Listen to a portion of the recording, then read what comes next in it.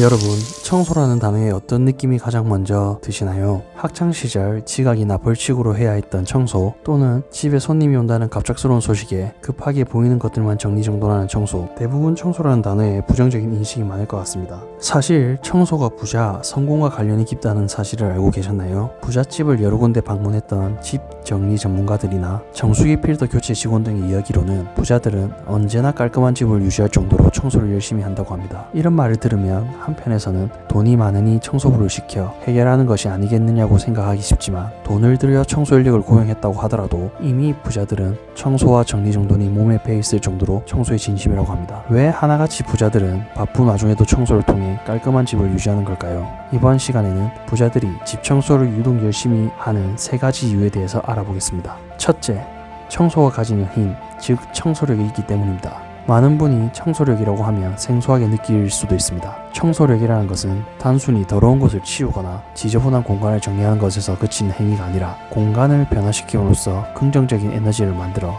자신의 마음과 삶을 바꾸는 힘을 가지게 하는 것이라고 합니다. 부자들 사이에서는 이러한 청소력의 힘을 아주 잘 알고 있는 것 같습니다. 청소력을 설명해 줄 수 있는 좋은 사례로 디즈니랜드와 뉴욕시에 있는 지하철 환경을 예로 들어보겠습니다. 우선 동경에 있는 디즈니랜드에는 600명이 넘는 청소 전문 스태프인 커스토디얼이 있다고 합니다. 이들은 절반씩 나누어 주야로 교대 근무를 합니다. 낮에는 15분마다 자신이 맡은 구역을 돌아다니고, 손님이 없는 밤에는 낮 동안 청소하지 못한 공간의 청소나 설비를 관리하는 일을 주로 하면서 아기가 기어다녀도 전혀 문제가 없을 정도로 깨끗하게 청소를 하자는 목표를 가지고 있다고 합니다. 이렇게 계속된 청소는 엄청난 힘을 발휘하게 되었습니다. 개장 당시에는 쓰레기 공원으로 유명했던 동경의 디즈니랜드가 하루에 4만 명 이상이 방문하는 꿈의 세계로 변하게 된 것입니다. 청소력의 두 번째 예로 1980년대 뉴욕의 지하철 또한 빼놓을 수 없습니다. 매년 60만 건 이상의 중범죄 사건이 일어날 만큼 치안이 좋지 않았던 뉴욕의 지하철은 그야말로 범죄의 도시를 연상케 했습니다. 이에 심각성을 느낀 교통국의 국장은 뉴욕 지하철에 그려져 있는 낙서를 지우는 프로젝트를 단행하였습니다. 이러한 지하철 낙서 지우기 프로젝트가 시행된 지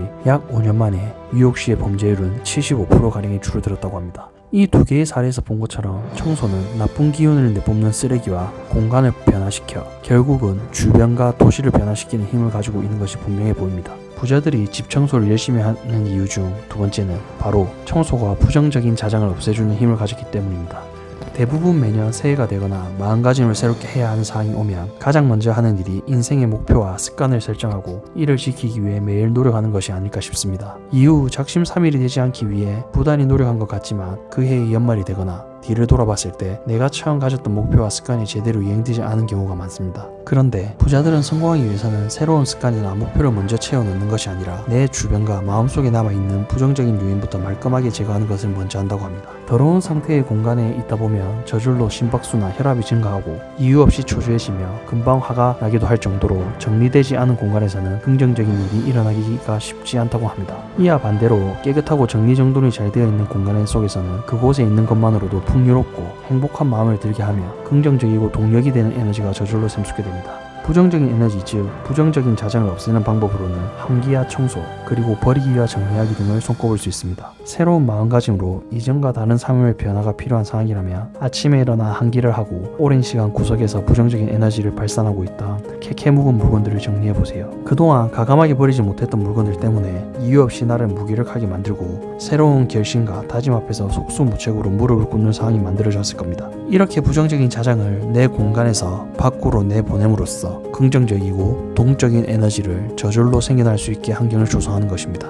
마지막으로 부자들이 집 청소를 열심히 하는 이유는 바로 긍정적인 자장을 끌어당기는 힘을 가졌기 때문입니다. 지금까지 부정적인 자장을 제거하는 청소를 했다면 이제는 내가 목표로 하는 긍정적인 에너지를 적극 이끌 차례입니다. 청소를 위해 창문을 열고 따뜻하게 내리쬐는 햇살과 살랑거리는 바깥 공기를 마시며 하는 청소는 상상하는 것만으로도 굉장히 좋은 에너지를 가져다 줍니다. 그만큼 좋은 기분으로 하는 청소는 공간뿐 아니라 나 자신도 변화시킬 수 있습니다. 이 밖에도 매일 감사했던 일을 정리하는 감사일기를 쓰거나 나만 생각하는 이적인 태도에서 벗어나 주위 사람들을 돕고 사회에 이바지하는 기부로서의 행동을 이어나간다면 결국은 내가 더 많은 것들을 돌려받는 선순환이 일어날 것입니다.